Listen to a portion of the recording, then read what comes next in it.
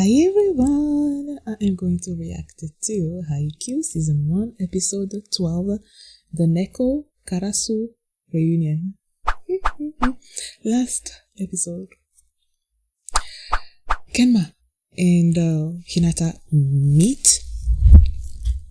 Kenma is like, he doesn't particularly like volleyball, but he's good at it and he's doing it because of his friends. And yeah, and after meeting Hinata, he's really looking forward to the match between Nekoma and Karasuno. And then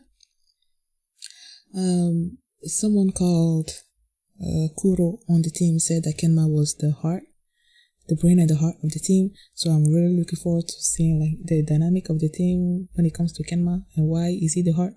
And then Suga broke my heart like last episode, man.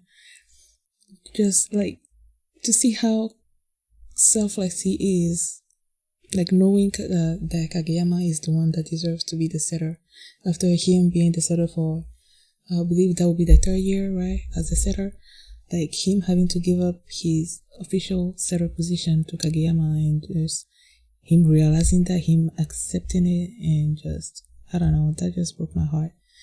So yeah, and now the Nekoma Karasuno team were like, boom, boom, boom, we're here for the match. So I'm really excited about that. And yeah, so let's check it out right now.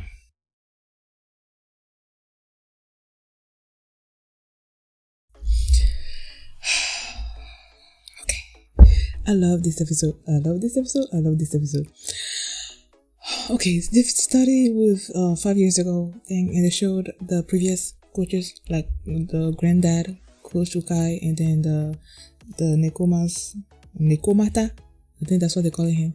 They showed them, they were like, okay, let's meet in the inter-house or something or other, but they couldn't do that. Like they didn't have a chance to meet each other, like in a is it not a professional match, like in a match with public and all that. They do practice matches together, but not like something official and all that. So this is sort of like but isn't this also like a practice match? It's not really like the official setting that they need to make this like official, right? It's sort of like, I don't know. Either way, they meeting back up again, and then oh my gosh, when they first met, and then they showed like, okay, you have Tanaka, or first there Tanaka, I think he's called Taketo. I'm not totally sure. I was trying to write their names down, but like I don't think I kept up with it. But if his name is Taketo, they show Taketo, and then it's like Tanaka. I'm like, okay, those two, they're so similar. And then you have Suga telling Tanaka to be like, quiet down. And then you have their own sort of Suga on the side, and then they have the Daichi and their Taro. What was his name again? Kuro. Sorry, they're cool. Like just the way they were matching up all of them individually. Like I don't know, I just love that. And then the match itself, the way Hinata and Kageyama, they did that thing the first time around. The quick hit and all that. After that, Kenma had this look in his eyes. Like I'm like, oh. Like he kept observing what's going on the court, and I'm like, oh my gosh, this is not gonna be good. And then they went to this backstory of how he came to join the Nekoma team, how he's not like, he likes to be alone, and I'm like that, but then he still worries about what people think of him, and I'm like that, and I'm like, oh, we are so alike. And then he had a friend, Kuro, that was the one that pushed him to become a part of the Nekoma team, right? And now he's like a pivotal part of it because he analyzes stuff and then he comes up with a solution. Or there was this little moment with Suki in there as well, and then he says something about Suki. I don't quite remember exactly what he said, but he like appreciated Suki like in that moment, and I appreciated him as well, because I don't quite remember all the things that happened in the match. Okay, but I'm gonna go back and look at it again, because I don't know, the way he praised Suki, but then he used that against him as well, because he did some kind of eye movement thing to sort of bluff Suki as well, like make Suki go this way while he's trying to go this way.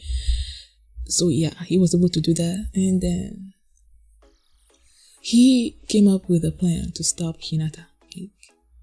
Hinata, his thing with Kageyama is, if the blockers are here, then you need to run over here and do your thing, like, really quickly. So after they saw that like a couple of times, it's like, okay, so that's how they work. So you need to be like on Hinata like all the time, just keep following him around. And the guy was getting used to Hinata blocking his shot, and they're like, usually when someone is blocking you that much, you lose your will. And I'm like, y'all don't know Hinata, okay? He's someone that never loses his will to fight. And yeah, like, he was so happy with the way things were going. Like, at first he was afraid of blockers, but now he's not. And then with them being blocked, Kageyama at one point also spiked the ball, right? He had his vision like into the corner of the court, like, somewhere there, and then he spiked it and then they scored. And Hinata tried to copy that, but he couldn't do it really well. So because he wanted to do that, he opens his eyes. So they're like, "What, did you not trust Kageyama's thoughts or anything?" He's like, no, that's not it. He's just trying to find a way to get past this person. Number 7? I think he's number 7. I just don't know his name. I believe he's the Suga of the core, right? Like when they were first matching all of them. He's the Suga. So yeah. And he kept trying to do that, and then Ukai sees what they were doing, and he tells Kageyama to toss the ball a different kind of way, like make it float, sort of. And yeah, they've been trying to do that, but it wasn't working. And then Ukai went to this, tells a story about the little giant. I hope you see him in this anime. Talks about how he also used to get blocked until he figured out a way to, do this thing. So Kageyama, Hinata also figured out. He was about to like spike the ball the usual way, but then he turned his hand like this, and then like, but it didn't go in. So he keeps on trying. So I'm pretty sure by the end of this match, he's gonna like do it perfectly and score. I just don't know if they're gonna win this match, man. I don't know. I believe the first set was taken by Nekoma, right? So if Nekoma wins the second one, then that's it. I don't know who's gonna win.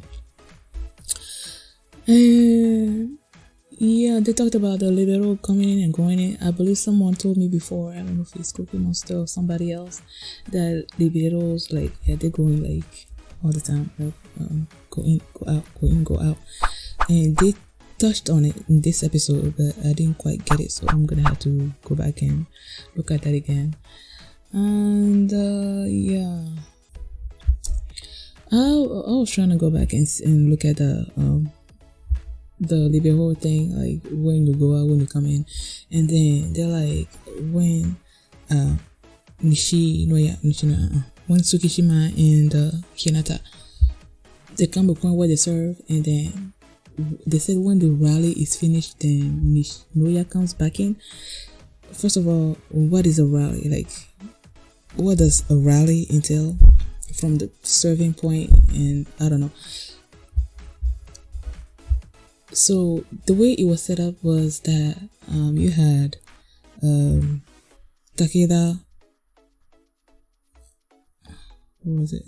You had Takeda, Kageyama, and Suki in the front of the net, and then you had Noya, Daichi, and Asahi in the back. They rotate clockwise. You have Suki, I believe, in the server position, right?